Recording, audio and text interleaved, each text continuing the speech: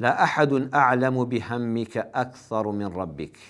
يقينت هبه هیچ کەسێک بە ئەندازەی ئەڵڵای پەروەردگار سوبحانەه وتەعالا شارەزا نییە بە خەم و مەینەتیەکانی ژیانی تۆ.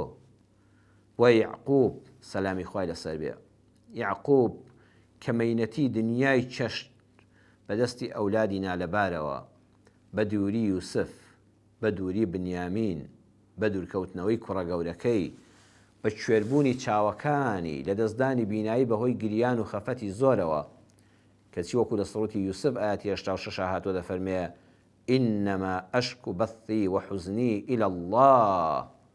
من سکاڵای ڕابردوویەکی تاڵم، خەم و خەفەتی ئێستای ناودڵم تەنها دەبەم ئیلە الله، بۆ لای ئەڵڵا سوبحانەه وتەعالا.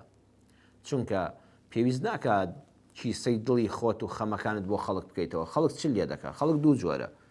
ئەگەر دۆستت بێ، خۆشەویستت بێ، خەمت پێدەخوا، هیچیشی بۆت ناکرێکەوەتە خەمەکەی خۆشت بەشی ئەودا. ئەگەر نەیارت بێ، دڵی پێت خۆش دەبێ، بە شکستەکانت خۆشحاڵ دەبێ، دەی نایارەکانت بە خۆت خۆشحاڵ مەکە، کە هیچی شت بۆ ناکا بە خۆتی خۆشحاڵ مەکە. ئەی لە چێ بپاڕێنەوە؟ لە ئەڵڵا سوبحانەه وتەعالا، ئەو خوای پەروەردگارەی کە لە هەموو کەس زیاتر ئاگای لە شکوای دڵتە. بەخوا چەند بلاڵیتەوە، چەند باسی مەحزوونی خۆت، خەمباری خۆت، گرفتاری خۆت بکەی، دڵنیا بە بەرامبەرەکە ڕەن بە فرمێسکەکانت ببینێ، بەڵام ناو ناخت نابینێ مەگەر زۆر زۆر زۆر دڵسۆزت بێ.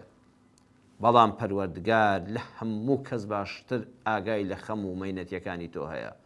وەیە وەکو یعقوب بڵێ یا ڕەبی خوایە، تاڵی ڕابردووم، مەینەتی ئێستام، خەم و خەفەتەکانم هەمووی دەیجێڕمەوە بۆ لای تۆ، ئەشک و سکاڵاکەم تەنها لە لای تۆ دەکەم یا ئەڵڵا.